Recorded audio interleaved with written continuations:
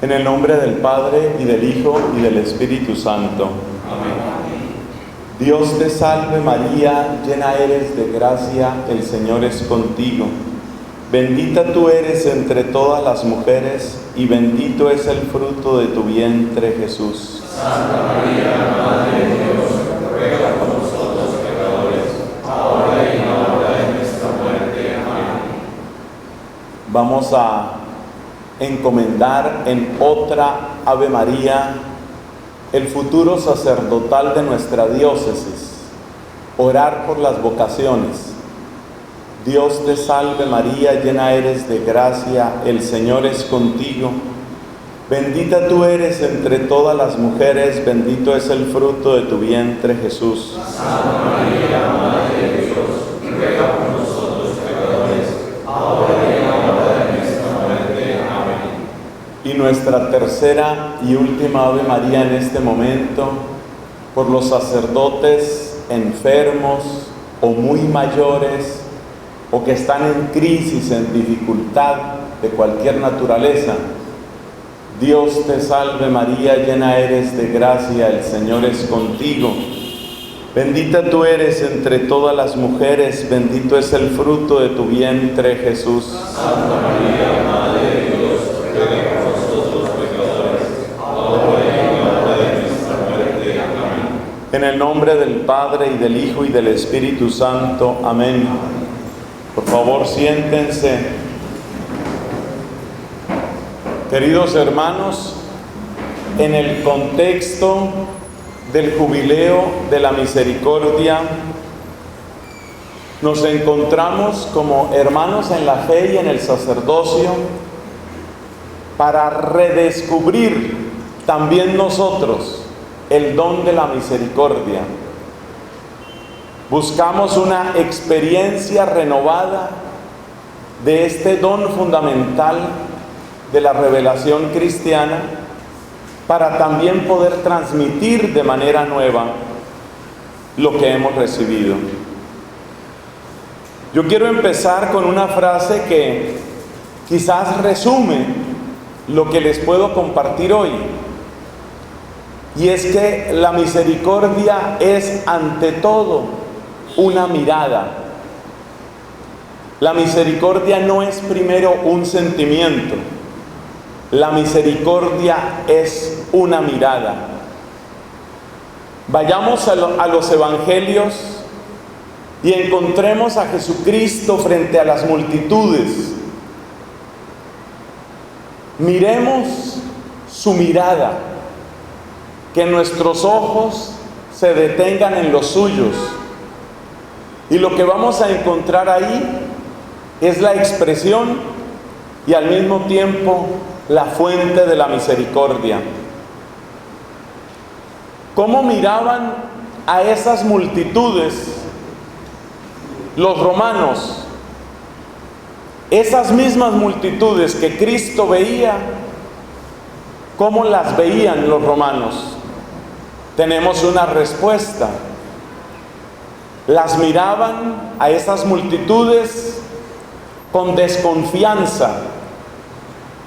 Estaban frescas las narraciones del tiempo de los macabeos, apenas unos 2 siglos antes.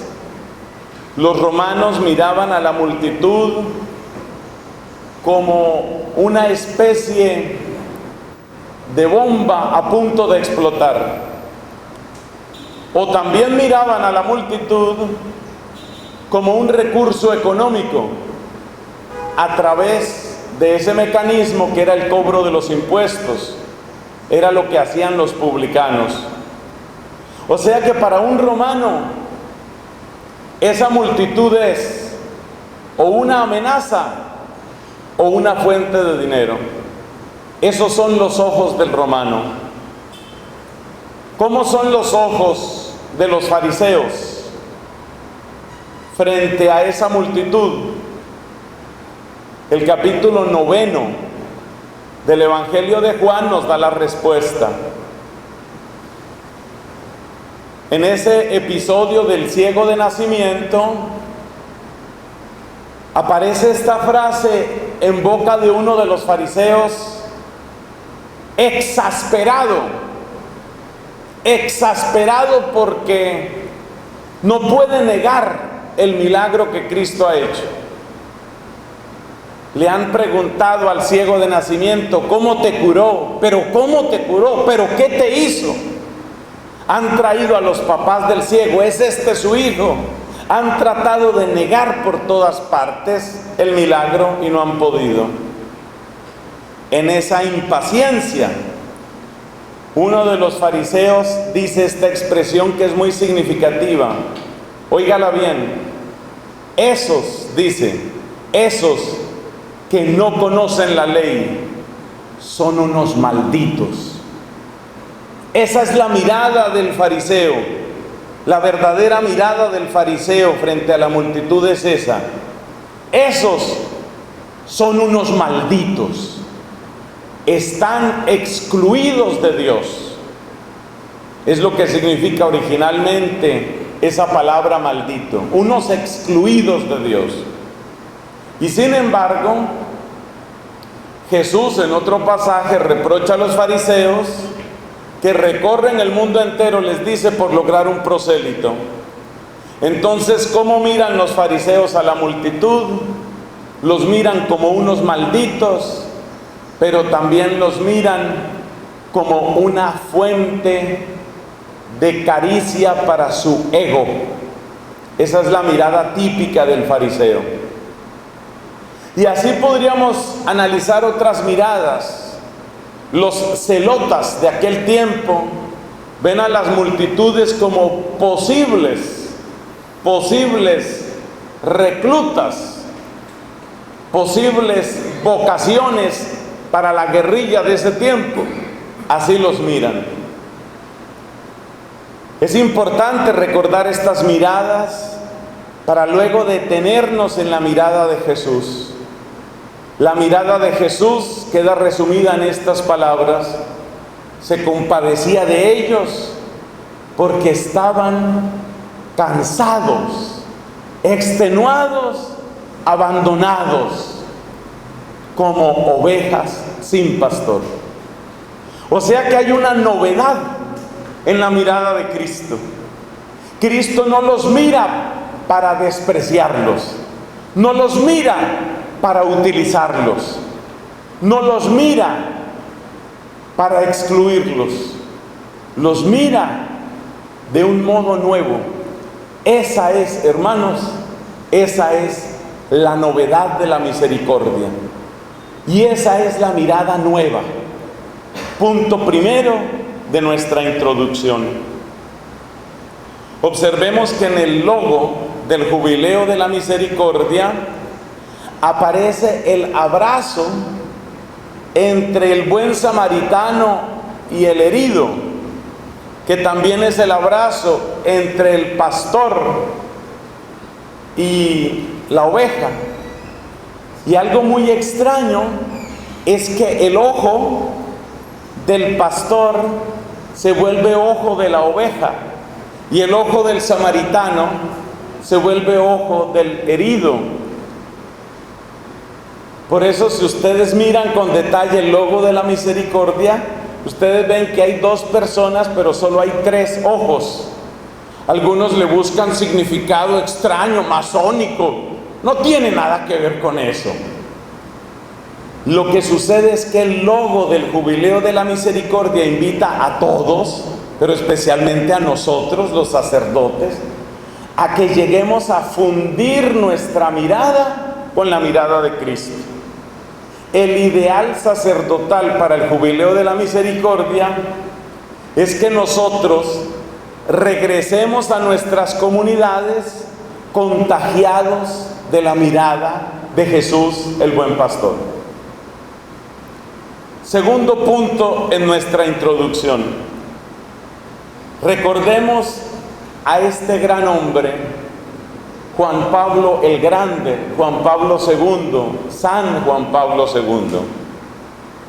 En un documento que yo creo que a la mayoría de nosotros nos ha marcado, que se llama Pastores Dabo Vobis, el Papa Juan Pablo II examina la complejidad y la riqueza de la vida sacerdotal. Y en ese análisis, él distingue muy bien varias dimensiones, concretamente 4 dimensiones, lo cual ha sido una gran guía en la formación sacerdotal y religiosa desde ese tiempo. Esas dimensiones seguramente las sabemos de memoria: dimensión humana, dimensión intelectual, dimensión espiritual y dimensión apostólica o misionera o de evangelización. Son como 4 aspectos de nuestra vida como sacerdotes que no debemos perder, no debemos descuidar. No se puede enfatizar tanto el aspecto intelectual que se nos olvide que la mejor teología se hace de rodillas. Pero no se espera que uno que es pastor de almas se dedique tanto a la oración que nunca tenga tiempo para atender el rebaño. O sea, hay un balance que es necesario. ¿Y dónde se encuentra ese equilibrio? El mismo Papa Juan Pablo nos da la respuesta. El equilibrio, el balance, el centro unificador de la vida sacerdotal es lo que él llama caridad pastoral. Fíjate que estamos en la misma línea de la misericordia, la caridad pastoral. Es decir, por amor estudio, por amor pastoral estudio. Entonces mi estudio no es una fuente de engrandecimiento personal, no es un simple acumular títulos, es una expresión de mi esfuerzo por prepararme en lo que debo prepararme para servir a mis hermanos. Por amor pastoral cuido mi oración y oro por el rebaño. Por caridad pastoral se realiza toda la evangelización y el trabajo catequético y misionero. Por caridad pastoral tengo que cuidar también mi dimensión humana, porque el descuido en esa parte tan importante de nuestra dimensión humana, muchas veces le creamos obstáculos o trabas al Evangelio al salir al encuentro de los demás. O sea que la caridad pastoral, según Juan Pablo II, es el corazón palpitante, es el centro unificador, lo cual también significa que si falta esa caridad pastoral, las distintas dimensiones nuestras se empiezan a dislocar, se empiezan a perder. Eso puede pasar en una comunidad religiosa, eso puede pasar en el clero diocesano. Aquí no importa si somos diocesanos o religiosos, a todos nos puede pasar. Y cuando eso sucede, empezamos a desbalancear nuestra vida. Le empezamos a darle tanto peso a que yo tengo que sacar mi título, o tanto peso a que yo tengo que entregarme a la gente, que descuido mi salud o descuido mi oración o cualquier otra dimensión. Entonces, ese centro es indispensable, pero si nos preguntamos cuál es esa caridad pastoral de la que nos ha hablado Juan Pablo II, volvemos al mismo tema de la mirada. Fíjate que la mirada compasiva, la mirada cargada de ternura de Cristo, no una ternura como sentimiento superficial, sino como conciencia del daño que el prójimo ha experimentado. Si volvemos a esa mirada, nos damos cuenta que es el mismo lenguaje que nos ha planteado Juan Pablo II. Cada papa se expresa a su manera. El Espíritu Santo seguramente requiere que nosotros oigamos el mismo mensaje de distintas formas, pero creo que esa alusión a este gran pontífice nos sirve de referencia y de ancla en nuestra reflexión. Tercer y último punto en esta introducción a nuestro jubileo sacerdotal. Volvamos al capítulo 3 de los Hechos de los Apóstoles. Es interesante en ese pasaje que cuenta la curación de un paralítico, el que se sentaba junto a la puerta llamada Hermosa. En ese pasaje hay varios elementos que yo creo que son útiles para nosotros. Nos dice la Escritura que este era un paralítico de nacimiento, y nos dice que lo llevaban, obviamente no podía moverse por sí mismo, y lo ponían ahí, lo dejaban ahí en esa puerta. Quiere decir que para estos apóstoles, que eran gente creyente y piadosa, ese paralítico seguramente no era un desconocido. Llevaba muchos años ahí, pero hay un año en el que por fin se vuelve visible.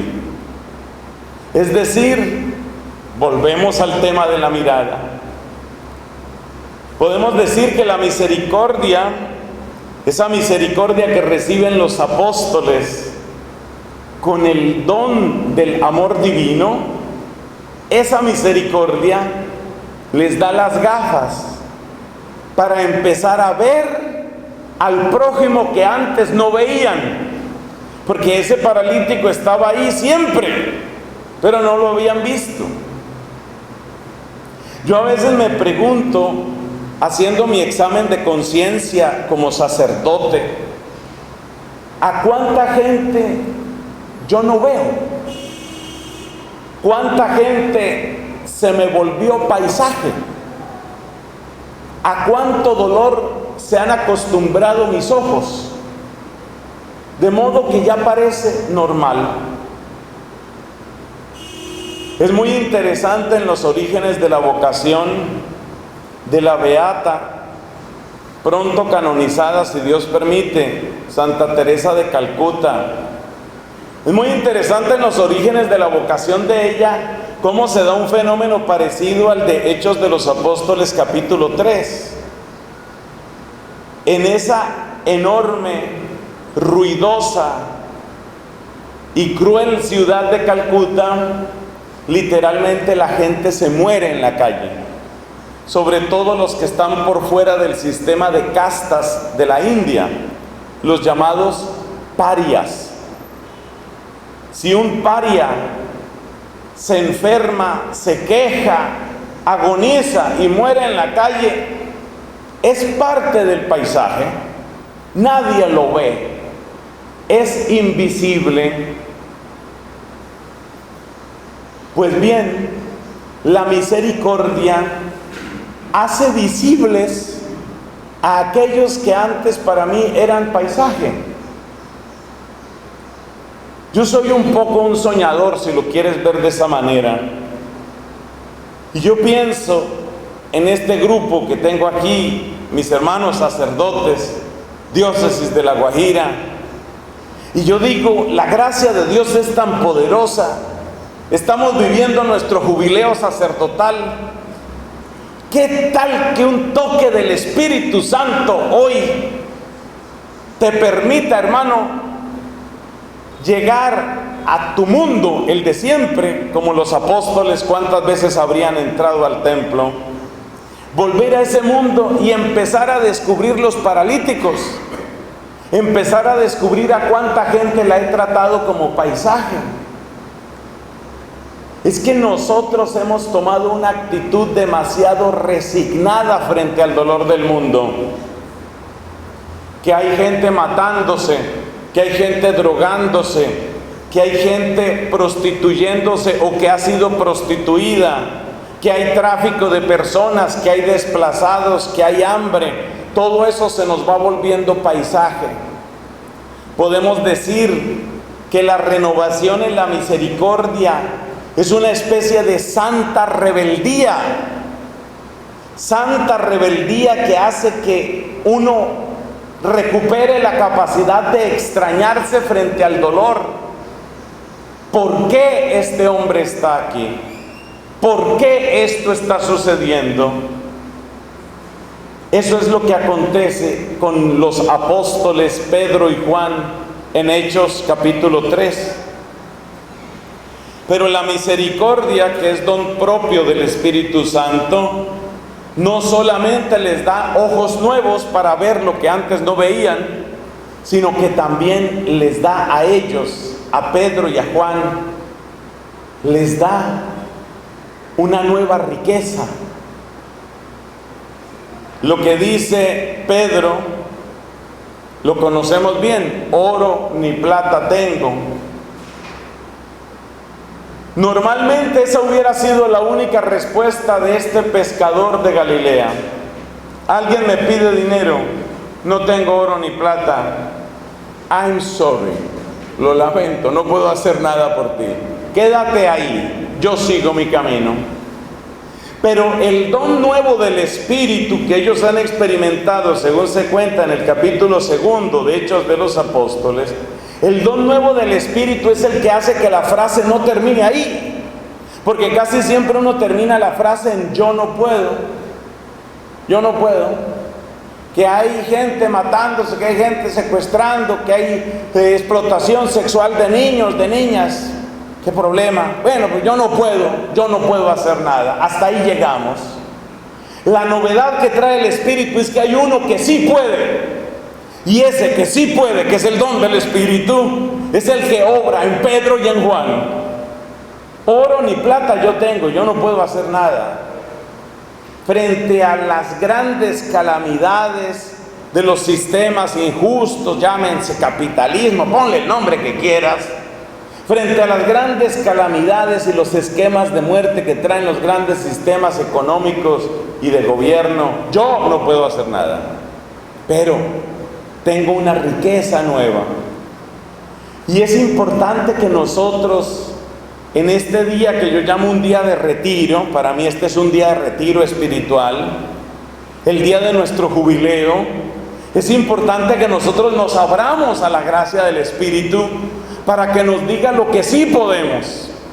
Porque estamos muy acostumbrados, como Pedro, antes de Pentecostés, a quedarnos solamente en yo no puedo. Lo lamento, hermano, pero yo no puedo hacer nada. Y hasta ahí llegamos.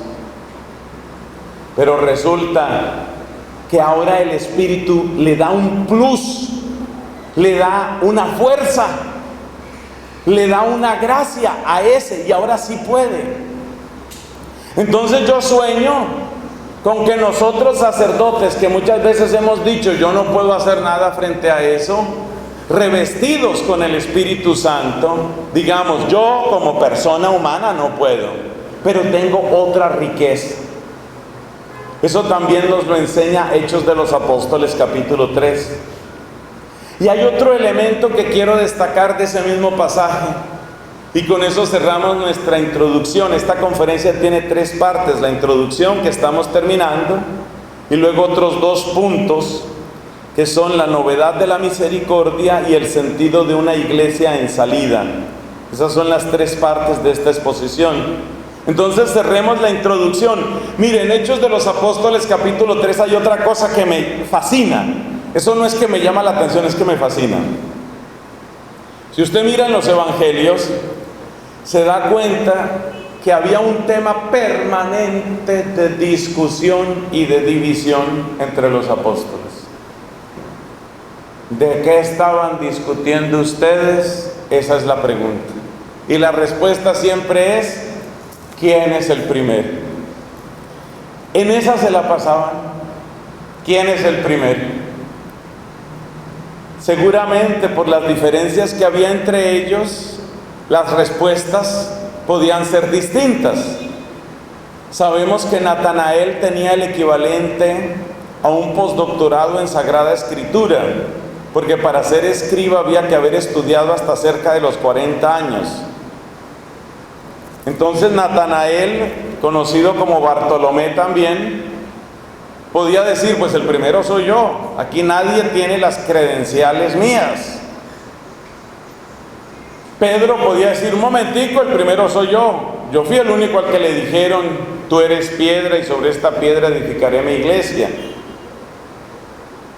Judas Iscariote o Simón el Zelota podían decir: un momento, cállense, los primeros somos nosotros, que no nos hemos quedado en la teoría, hemos arriesgado el pellejo para darle la gloria a Dios expulsando a los incircuncisos.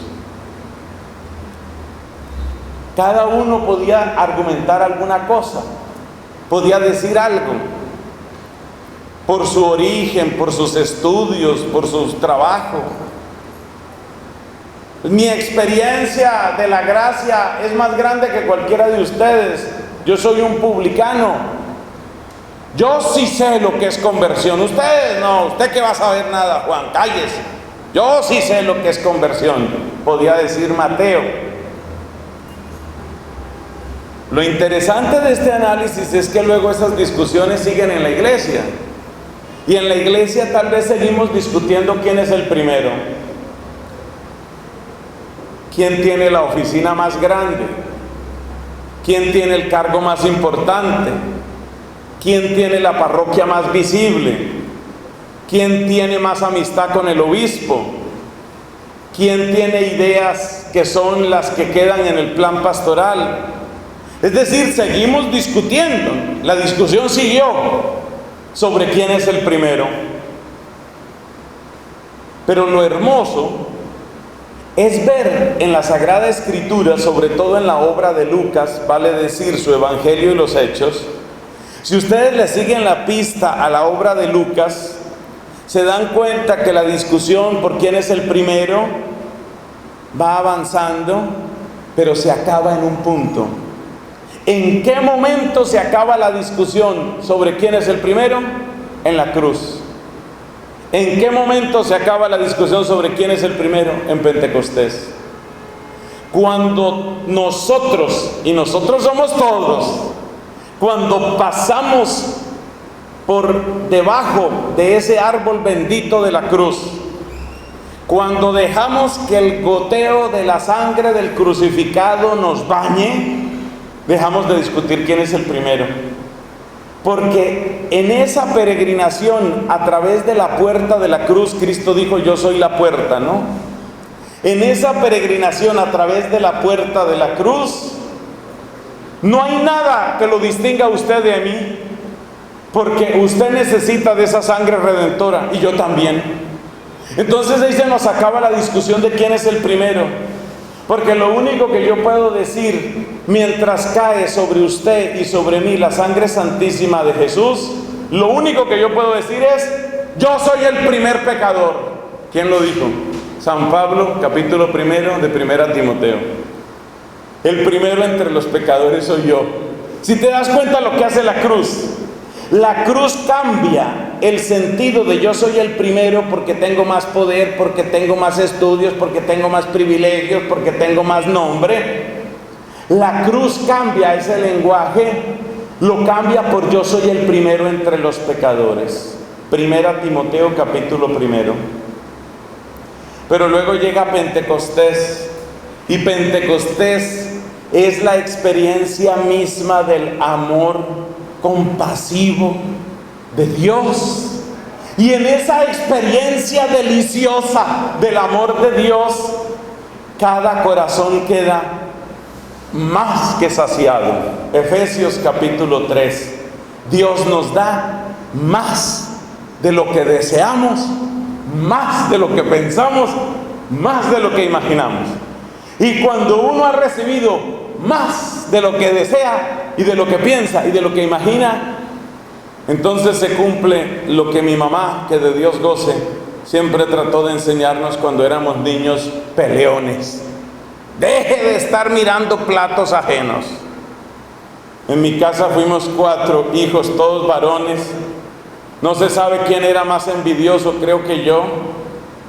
Y entonces, ¿cuál es la maña de todo niño pequeño cuando sirven una cosa deliciosa? Cuando sirven un plato bien rico, estar mirando el plato ajeno. ¿Y por qué? ¿Y por qué a mi hermano le diste más? Mi mamá siempre trató de educarnos, algo espero haber aprendido: dejen de estar mirando platos ajenos. Bueno, con la abundancia del Espíritu Santo se le quita a uno la maña de ver platos ajenos. con la abundancia, con la experiencia de abundancia, de amor y de misericordia que da el Espíritu, a uno se le quita esa maña de estar comparando y mirando platos ajenos. Y eso es fundamental para construir iglesia, para que la iglesia sea una realidad posible y visible y sobre todo creíble. Para que la iglesia sea creíble, es indispensable eso. Haga el experimento, usted que es amante de la Biblia, tome la obra de Lucas o tome el conjunto de los evangelios y del Nuevo Testamento. Usted verá que después de la cruz y Pentecostés no hay una sola discusión sobre quién es el primero. Se acabó ese problema. Ese problema lo desterró ¿qué? El don de la sangre de Cristo y el don del Espíritu del Señor. Entonces, los 3 puntos de nuestra introducción, ¿cuáles han sido? La mirada del Señor, en primer lugar.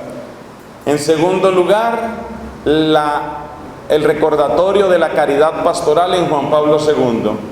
Y en tercer lugar, una pequeña lección, una pequeña mirada a Hechos de los Apóstoles 3, para que se vea cómo la experiencia de la redención y la experiencia del don del Espíritu nos sacan de esa enfermedad de estar buscando quién es primero.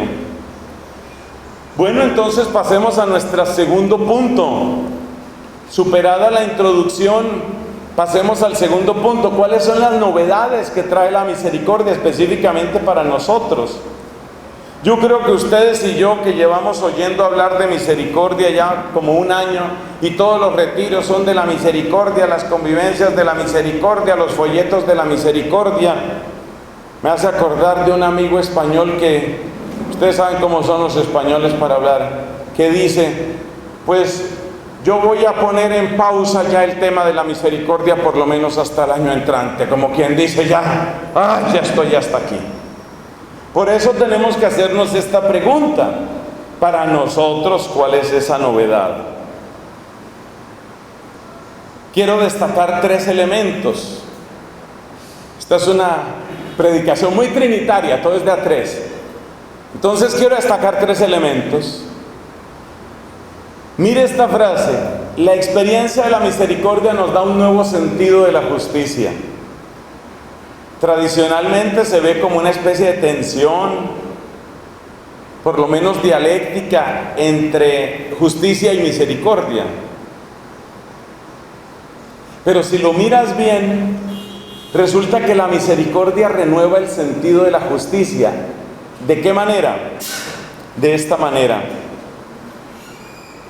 La misericordia hace que en nosotros se vuelva viva una pregunta que se puede condensar en 4 palabras cortas. Y los que no, ¿qué quiere decir esa pregunta? Esa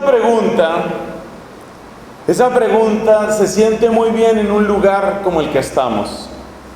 Tierra propiamente misionera en muchos sentidos, y vaya un agradecimiento para todos los que han hecho un camino heroico y generoso en la misión en este lugar, muy particularmente nuestros hermanos capuchinos. ¿Qué quiere decir la pregunta y los que no? Esa pregunta quiere decir, ¿qué pasa cuando yo comparo las oportunidades, por ejemplo, de fe, de formación, que tienen algunos, mientras que otros no tienen? Pensemos en las poblaciones retiradas, olvidadas, excluidas. Y la pregunta es, ¿por qué unos sí tienen derecho y otros no? Esa es la pregunta. ¿Por qué unos sí y otros no? Y esa es una pregunta que tiene que ver con la justicia. ¿Es justo, por ejemplo, que una persona, si está en un gran centro urbano, y los grandes centros urbanos coinciden con grandes centros eclesiásticos, arquidiócesis, facultades de teología, centros catequéticos, centros bíblicos. ¿Por qué? Si una persona está en uno de esos grandes centros, casi que puede escoger 8, 10, 15 cursos bíblicos. ¿Y por qué el que está en las afueras no puede? ¿Por qué ese no tiene nada? ¿Por qué a ese no le llega nada? Entonces la misericordia renueva el sentido de la justicia, porque nos invita a preguntar si es justo que una persona simplemente porque es pobre, o porque está en un lugar distante, o porque pertenece a otra cultura, o porque pertenece a otra etnia, a ese sí no le toca su porción bendita de la sangre de Cristo y su experiencia de la redención. Esa es la pregunta. Esta santa colombiana, bendita su memoria, Santa Laura Montoya, se hacía esa pregunta. ¿Usted sabe de dónde viene ella? Ella viene de un departamento de Colombia colmado de clero, colmado de predicación, colmado de sacramentos, devociones, procesiones, novenas, santuarios. Ese es el mundo de Laura Montoya Upegui. Ese es el mundo de ella. Es decir, ella nace y crece y se forma en medio de una abundancia material, porque sabemos que la familia tenía recursos, pero también abundancia en la fe, rodeada de santuarios, parroquias, buenos predicadores, según pues el modelo de la época, claro está. Nació ella en 1874, para que recordemos, pero según el modelo de la época, ella conoció la abundancia. Pero ¿qué es lo que la saca a ella de esa abundancia de fe y de esa prosperidad material tan propias de su Antioquia querida? ¿Qué es lo que la saca de ahí? Que ella se hace esta pregunta. Oiga, ¿y quién le está llevando esta noticia? ¿Quién le organiza las procesiones? ¿Quién hace la exposición del Santísimo Sacramento?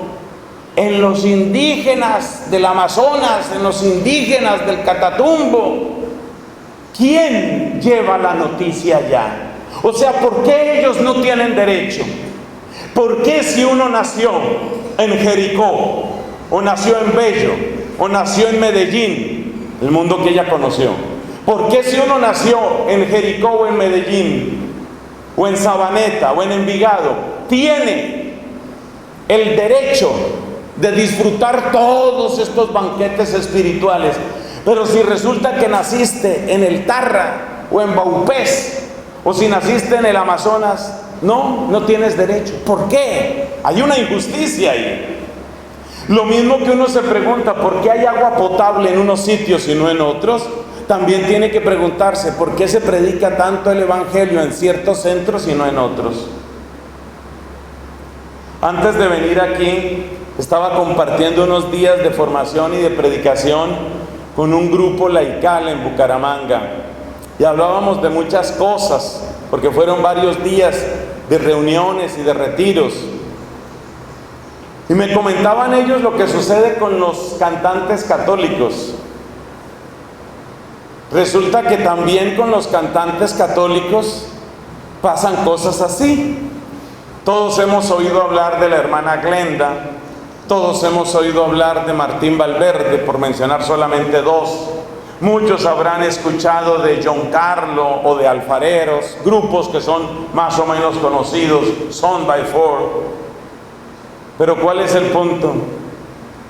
¿Cuánto vale traer a Martín Valverde? Millones y millones y millones. No tengo nada contra él, de hecho somos amigos. Una amistad cibernética con Martín Valverde. Y el hombre ha querido honrarme difundiendo en su propio Twitter muchas de las predicaciones que ofrezco. Con él como persona no tengo nada, y yo entiendo perfectamente su trabajo, y lo felicito y lo bendigo. Pero resulta que Martín Valverde no puede ir a muchos sitios. Eso nos debe hacer pensar. Y yo le agradezco, personalmente le agradezco aquí en público, le agradezco a mi provincial, el padre Said León, que en el caso de este servidor, él me ha pedido, y yo lo he hecho con mucho gusto, me ha pedido y me ha enviado a muchos sitios, porque uno no puede limitarse, como a veces nos pasa a los sacerdotes, a que yo soy solo Europa, Estados Unidos, Canadá y Australia. Uno también se puede volver fino, porque la pregunta de la misericordia es: ¿y los que no? ¿Y los que no qué? Entonces fíjate cómo cuando uno tiene una experiencia de misericordia se le renueva el sentido de la justicia, y uno entiende que por justicia, como quien dice, no te creas gran cosa, estás haciendo un acto de justicia. Eso de acercarte a lo que el Papa Francisco llama las periferias, eso no es que ahora resultaste héroe porque hiciste algo de eso, porque yo lo hice. Héroes no somos, estamos reparando una injusticia. Porque es injusto que si Cristo ofreció su vida, su amor, el don de su espíritu y el valor infinito de su sangre en la cruz, lo ofreció por todos, es injusto que no llegue a todos. Por eso la misión, en cierto sentido, es un acto de justicia. No es que yo sea un héroe por eso, sino que según mis posibilidades, que siempre serán cortas frente al tamaño de la tarea, según mis posibilidades estoy tratando de reparar una injusticia, porque es injusto que no llegue el valor de la santidad y de la sangre de Cristo a todas partes, lo cual también significa que hasta el último caserío a donde lleguemos, hasta el último, por favor, la predicación tiene que ser como de un padre de la iglesia, y la liturgia tiene que ser como de Santa María Mayor o de la Basílica de San Pedro, con lo pobre y con las limitaciones que hay. No debemos pensar, hermanos sacerdotes, que porque yo estoy en una ranchería por allá lejos, entonces aquí la liturgia se celebra de cualquier manera, o aquí llega cualquier padre porque no hubo más. ¿Por qué esa injusticia? ¿Por qué no se puede? ¿Por qué nos hemos acostumbrado a que no se puede que llegue una liturgia cuidada, pulcra, hermosa, inspiradora e inspirada hasta el último rincón? ¿Es que no tienen derecho ellos a conocer lo que es una buena liturgia? Quizás la custodia que pueden utilizar en la catedral privada será más costosa materialmente hablando que la custodia que podremos utilizar en la vereda de piedra perdida. Pero eso no le importa a Jesús, porque la custodia que a Él le interesa son las manos del sacerdote. Entonces, es acto de justicia que en esos últimos, de los últimos rincones, en esos rincones, llegue toda la fuerza del Evangelio. Y por eso afirmo que la misericordia nos da un nuevo sentido de la justicia, un nuevo sentido. Y por supuesto, desde ese nuevo sentido se impone lo que el mismo Papa Francisco nos ha mostrado con su ejemplo y su palabra: una actitud de respeto y de delicadeza frente a cada prójimo que encontramos, porque tratar menos al que está lejos es ofender muy particularmente a Cristo, el cual dijo, Mateo 25, lo que hicisteis a uno de estos mis humildes hermanos, a mí me lo hicisteis. En segundo lugar, la misericordia nos da un nuevo sentido de la verdad. De la verdad. ¿Por qué de la verdad? Porque si tú buscas teológicamente hablando, exegéticamente hablando, estoy hablando desde la Biblia y desde la teología sistemática, si tú buscas cuál es la categoría central del Nuevo Testamento, llegarás a una palabra que en español decimos gracia, y que en griego del Nuevo Testamento se dice charis. La palabra fundamental, la palabra central del Nuevo Testamento es charis, es gracia. ¿Y dónde se tiene entonces la experiencia más genuina, la experiencia más auténtica, más verdadera de la misericordia? Del Evangelio digo, en donde, repito la pregunta para que quede clara, en donde se tiene la experiencia más genuina, más fuerte, más verdadera del Evangelio, allí donde la gracia es más gracia. Y donde la gracia es más gracia, allí donde es mayor la necesidad. Eso nuevamente es lo que Francisco llama periferias. Allí donde es mayor la necesidad. O sea que escrutar, a mí me parece que este es el elemento más rescatable de la teología de la liberación, que en otros aspectos es tan cuestionable, pero ese no es nuestro tema hoy. Varias veces me han preguntado, incluso en entrevistas, me han preguntado: ¿usted qué opina de la teología de la liberación? Normalmente lo que hago es presentar una serie de reparos, nada que sea novedad mía, sino lo que ya ha dicho la Iglesia, el problema de un análisis que se basa fundamentalmente en lo económico y bueno, las demás cosas. Yo presento siempre las limitaciones de la llamada teología de la liberación, pero también presento este aspecto que me parece que es el más hermoso y el más rescatable de la teología de la liberación. ¿Cuál? Que en la teología de la liberación se busca qué es lo que percibe, qué es lo que ve ese pueblo que ha sido tantas veces excluido. Dicho de otra manera, cómo se ve el Evangelio desde abajo, cómo se ve desde la exclusión, cómo se ve desde el despojo, cómo se ve el Evangelio desde ahí. Y ese buscar cómo se ve el Evangelio desde ahí me lleva a una verdad profunda. Claro, se puede escrutar el Evangelio con herramientas exegéticas, patrísticas, históricas, sistemáticas, lingüísticas. Todo eso tiene su lugar. Y esos estudios en bibliotecas monumentales y con recursos tecnológicos magníficos tienen un sentido. Pero cuidado, que no se nos olvide que el Evangelio, como bien lo dijo el Papa Benedicto, empieza siempre y encuentra su núcleo en la palabra encuentro. Y ese encuentro es el encuentro con la gracia, el encuentro con la gracia divina. Por eso, la misericordia nos da un sentido nuevo ¿de qué? De la verdad del Evangelio, porque nos devuelve a lo que es nuclear, lo que es centralísimo, lo que es más esencial en el Evangelio, la experiencia misma de la gracia. No le estamos quitando importancia a los estudios, ni a todo el griego, ni todo eso. Eso está muy bien, y todo ese es alimento que necesitamos. Pero que no se nos olvide que es la experiencia radical de la gracia la que nos puede revelar por dónde es que va el Evangelio. ¿Por dónde va? Y esa experiencia de gracia tiene que acontecer primero en nosotros, como arrepentimiento y conversión de nuestros pecados, y luego en nuestros hermanos, como oferta en la predicación y en las obras.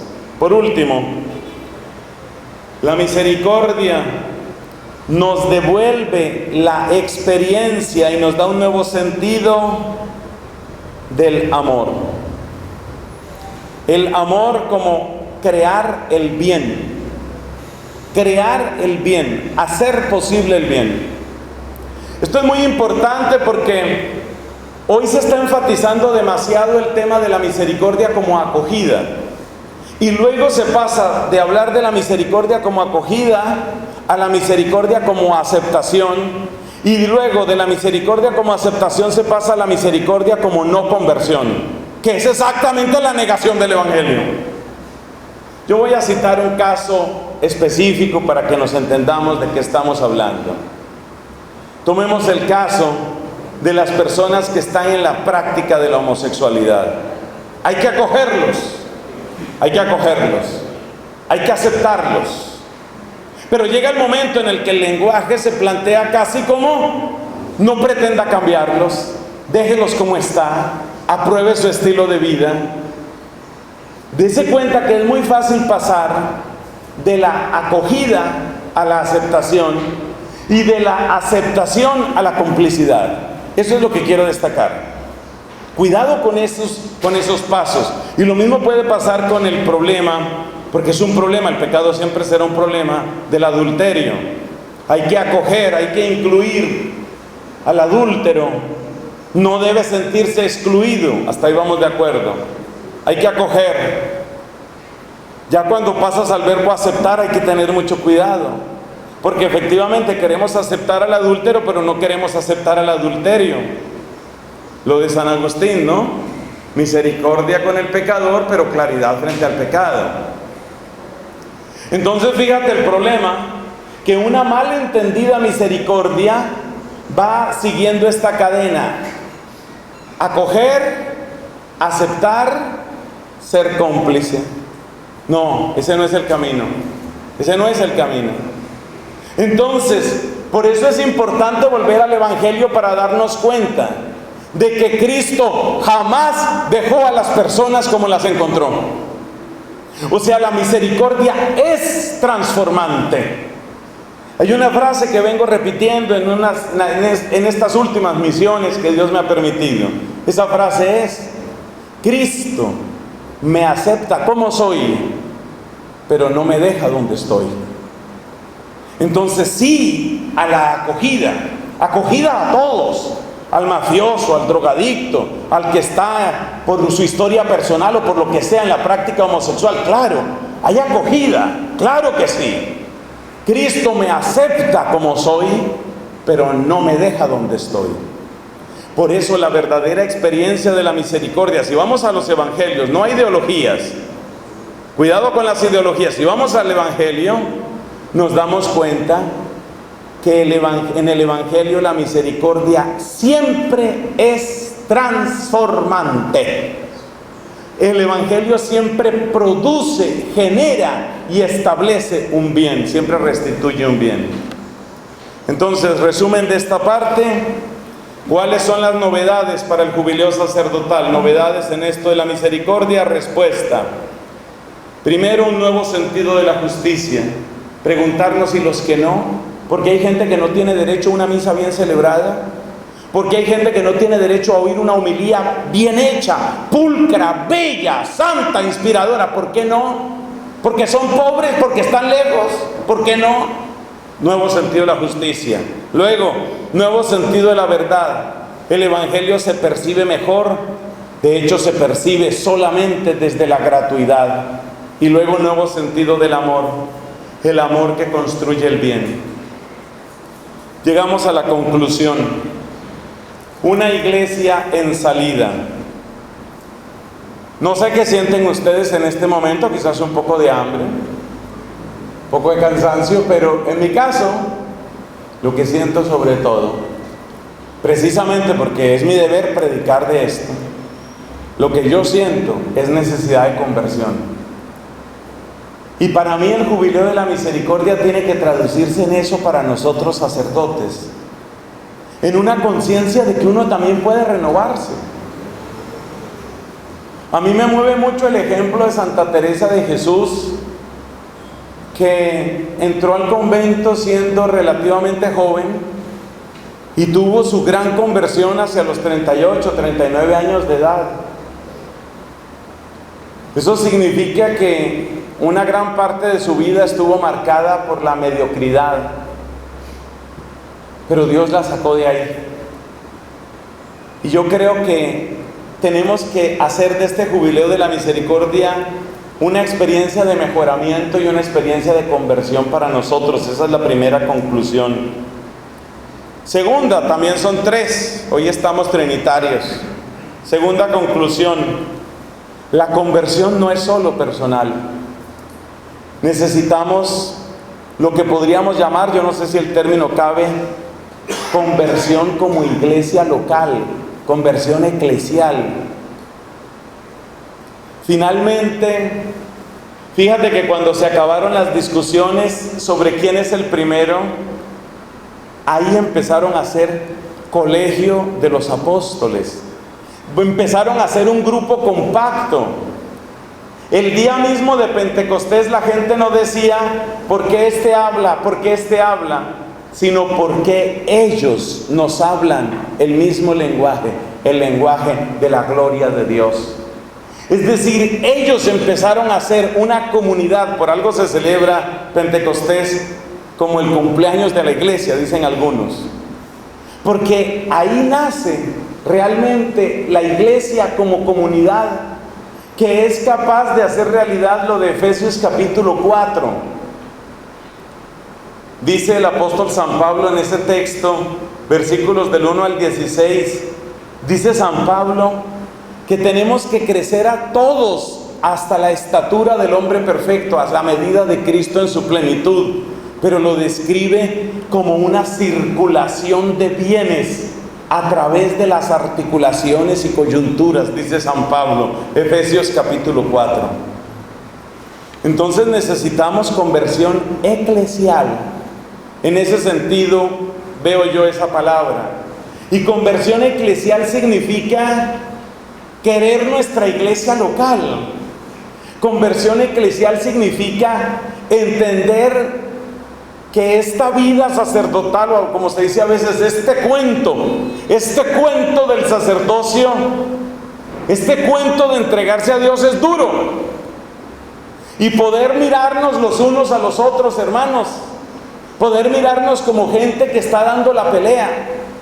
Que cuando escuches hablar de un hermano sacerdote, tu primer impulso sea, ese también es un guerrero, ese también está peleando como yo estoy peleando. Esa especie de solidaridad profunda entre combatientes que estamos en el fondo enfrentando los mismos demonios. Esa solidaridad entre combatientes es parte de la conversión eclesial, y es un modo muy concreto de experimentar la fraternidad como presbiterio, la fraternidad sacerdotal. Aprender que todos estamos en guerra y que esto es duro, que esto es fuerte. Y entender que en medio de nosotros hay también una cabeza visible. Así quiso Cristo que naciera la comunidad. Y nuestra cabeza visible es el Señor Obispo. Esa es nuestra cabeza visible. ¿Es perfecto? Seguramente no. Y si me pusieran a mí, yo tampoco, y seguramente lo haría peor. Entonces, es un acto también de compasión frente al sacerdote. Y oiga lo que voy a decir aquí, un acto de misericordia frente a aquellos que nos presiden. Un vicario general, o vicario de zona pastoral, o vicario de religiosos, finalmente, es otro combatiente que también recibe las balas y los insultos y las tentaciones y los cansancios, y que también es vejado por el demonio, lo mismo que el demonio pretende atacarme y destruirme a mí. Entonces la fraternidad sacerdotal está basada en esta experiencia, en la experiencia de que todos necesitamos de la misma gracia, todos necesitamos del mismo Cristo y todos necesitamos del mismo Espíritu.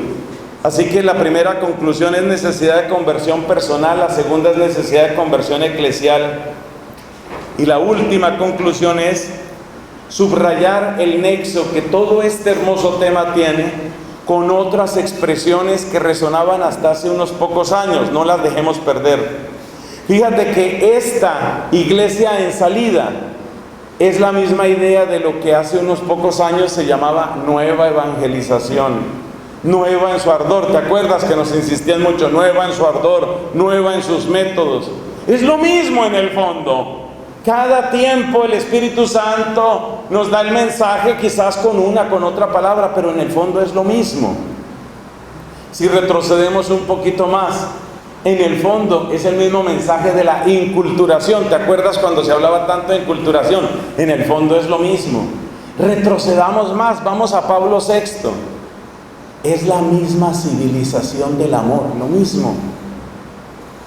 Y si nos quedamos aquí, nos podemos devolver otras cuantas décadas y llegamos a la frase de San Pablo que se volvió lema episcopal y lema papal de Pío X: instaurar todo en Cristo.